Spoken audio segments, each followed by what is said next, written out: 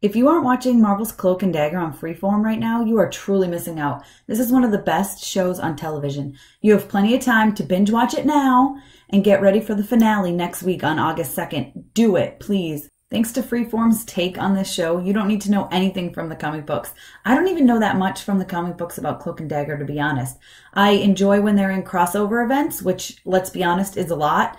But I don't really read their own comics, their standalone comics. I never have. So I don't really know their past that well, and I don't need to, thanks to the way this show is going. I do know that their past involved drugs and experimentation, which sort of is the way Freeform is going, but not exactly. There are only 10 episodes this season and 9 of them have already aired. Now there are minor spoilers ahead, guys, from this season, but it really shouldn't affect your watching experience. However, if you haven't seen the show and you want to remain completely in the dark, stop this video now and come back at a later time. I'm Tessa with mamasgeeky.com. From the very first 5 minutes of this show, I was totally hooked. We see Tandy and Tyrone as little kids, and we see kind of what has shaped them, what turned them into Cloak and Dagger without them really knowing it. Tyrone's brother Billy gets shot and killed by a cop, and Tandy's father dies in a car crash. There's an explosion. The Roxxon rig has exploded, which Roxxon is a big deal in the Marvel Comics, so that was really cool to see. Both of their lives drastically changed that night. They both lost a family member in a really, really tough way. Tyrone saves Tandy from the water that night, and they go their own separate ways, only to cross paths again like 16 years later. And now all this stuff comes up in their bodies when they meet each other. Like, they realize they can do things. Something that doesn't exist in the comics is that Tandy can see people's hopes when she touches them, and Tyrone can see people's fears when he touches them. This is really, really awesome, and it has made this show everything. Like, when they go around and just touch people to see their fears or their hopes, like, there's one part where Tandy's trying to find stuff out about her father's death, and she's walking around a Roxxon party, and she's just touching all these people as she walks by to get their hopes, and it's really awesome. It's a great way that they do it. The two of them, episode 7, guys, episode 7 blew my mind. Episode 7 was amazing. Probably my favorite episode of the entire season so far. Again, I haven't seen the finale, so I don't know. But man, it's so great because Tyrone and Tandy go inside someone's head. Again, I'm really trying to not give like super crazy spoilers here.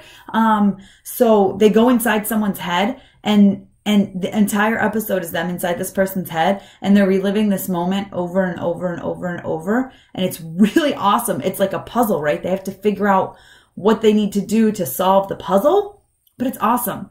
Now, I've seen a lot of people say Cloak and Dagger is a slow burn, and it is. Okay, I'm not going to lie. The first few episodes can be a little slow. However, at the end of every single episode, that last 3 to 5 minutes is going to be like, oh, they're going to do something crazy where you're going to go, man, this episode was better than the last. Probably my favorite part of every episode is like the last 3 to 5 minutes, because they just totally blow your mind. It's crazy. At the end of every single episode, they leave you with this cliffhanger and they grab your emotions, and there's all sorts of things that they do. Like, for example, at the end of episode 9, I don't want to give major spoilers, but like, oh my God, they leave you like, what is going to happen? Like, both our heroes are in danger, right? Which happens a lot. Something that gave me chills was from, I believe it was the first episode where Cloak has first transported, and he has a sheet wrapped around him, and he's standing up on a building, and the sheet is billowing in the wind, and it's very reminiscent of how he looks in the comic books, and it gave me chills, and I teared up a little, and I was like, oh my God, this is kind of amazing. Like, they're doing amazing things. And then now in episode 8, he has a cloak, and oh my God, he calls it a cloak, and it looks so good, and it's so awesome. And the way he uses it is really, really cool. When he's standing there, it's just covering his face, and he's Cloak, right? He's Cloak from the comics. He's amazing. If you can push through the slowness, which there is some, because they're trying to get background, right? You need to have background on these people. You need to have background on different things that are happening, and I'm sure they're setting us up for some crazy events. Just power through it. If you're someone who can't sit and just watch dialogue, and not a lot of action, then just please, please promise me. It's only 9 episodes. Once you get to episode like 6 or 7, it's go, go, go, go, go. It's crazy. And it'll be worth it. It'll pay off in the end for you. I guarantee you it'll pay off. In episode 9, we saw both our heroes sort of go down a dark path. I mean, they're both disappointed and they're both discouraged. Again, I'm not giving super spoilers here, but I think this is going to be a major, major turning point for both of these characters. I think when they come out the other end of this, they're going to be more powerful and more badass and just a force to be reckoned with. The acting in this show is phenomenal. One of my favorite characters is Detective O'Reilly, and man, you do not want to mess with her. She is so badass, and I'm really excited to see where her story takes her.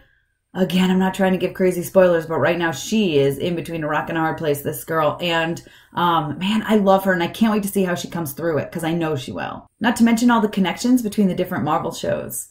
Because Detective O'Reilly, for example, talks about Misty, her friend Misty, which is obviously Misty Knight, which is in the Luke Cage series. So long story short, Cloak and Dagger is a little bit of a slow burn with a major payoff in the end. The last few episodes have been crazy action-packed with drama, not to mention all the stuff that's going on in the voodoo world. I'm really excited to see where Evita's story goes and what effect this has on Tandy and Tyrone's relationship and their powers and what's going to happen with them. I mean, she's expecting them to save the world. Again, you've got plenty of time to binge watch this show before the finale on August 2nd. Do it, do it, do it. I promise you, you don't have to have read the comics. If you've read the comics, great, that's fine. But you don't have to have done that. I'm really excited to see what happens with Tandy and Roxanne and Tyrone and Evita and all the stuff in between. Detective Riley, Connors. Like, I'm really trying to not give like major spoilers here, guys, but I'm just going to tell you this is a show you need to watch. Trust me, it's a slow burn at first, but it's going to pay off in the end. The action is amazing. The little nods to the comic books and the little nods to the other shows are phenomenal, and you don't want to miss it. Not to mention, it's been picked up for season 2, so you know it's good. Thanks for watching, guys. Be sure to give my video a thumbs up. Comment below and let me know how you feel about Cloak and Dagger. Have you seen it yet? What do you think? Do you love it? We can kind of talk spoilers in the comments. That's fine. I'm all about talking spoilers in the comments, guys. And of course, don't forget to subscribe to my channel, and thank you so much for watching.